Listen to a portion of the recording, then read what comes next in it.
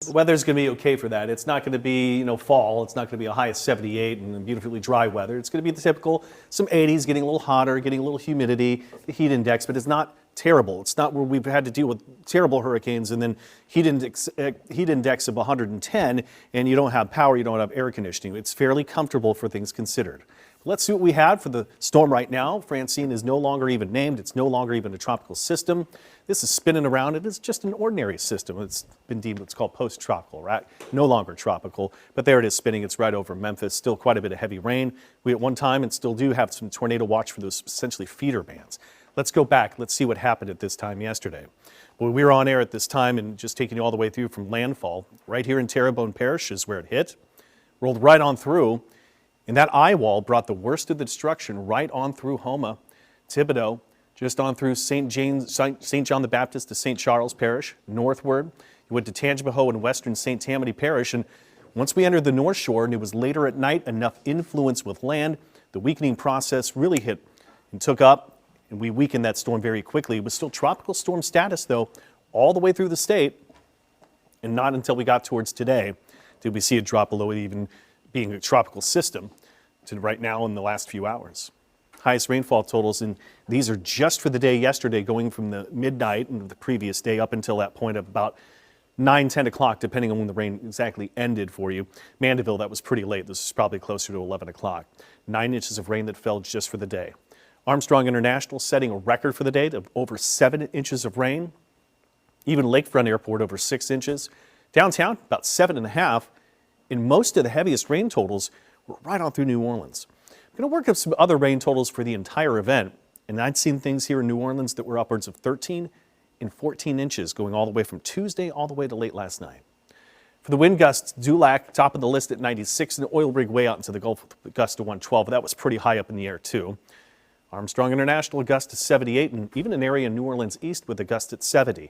Now, we're talking about the rivers and monitoring these very closely. The only river I'd seen that had any chance to crest that might getting in a major flood stage, don't think it's going to happen. This is the Bogafalaya. Latest I checked was possible crest, and that's tonight at 7 o'clock.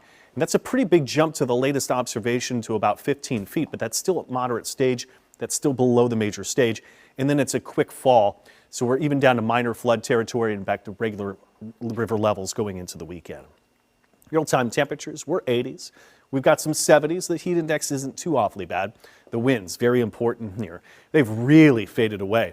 These are just average wind speeds over a couple of minutes, 5, 6, 7, 8, 9, and there aren't any wind gusts to go along with that too, and I think we will all take that. Giving crews that are out trying to restore power, get new power poles up, we should be able to work all the way through the day, through the night, the next several days until we get that together. There's what was once Francine, still a pretty potent system. It's still got those tornado watches I mentioned for the feeder bands. Alabama right in the middle of this. Looks to be Birmingham and Montgomery, probably both within there as well.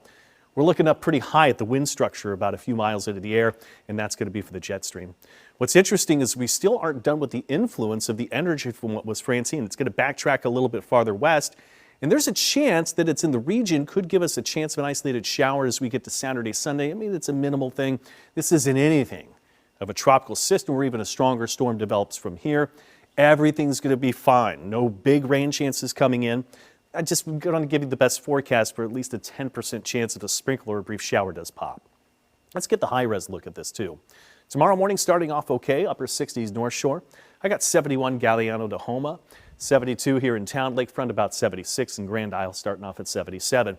Grand Isle, the last I checked, you had your power all the way through the event too. There you see the last of kind of those energy bands wrapping around the system, maybe that 10% chance of a shower. Temperatures 86 Bogalusa to Gulfport to Galliano to Grand Isle to Lakefront, 85 here, 87 Belle Chase. Into the weekend now. The weekend actually looks pretty tremendous. Still those bands and influence as the system tries to backtrack and back up westward. There's an isolated shower too that shows 5 o'clock in our high-res forecast and maybe a few more. So maybe 10 to 20% chance of an isolated shower, but this isn't a heavy storm. This isn't a flood threat whatsoever. Got temperatures on the way up, 88 Lakefront to 89 here. Some of the other readings a little bit down, 85 Slidell, but 87 into Belle Chase. Looking at the extended forecast, again, the energy from what was once Francine is still churning around by this particular forecast.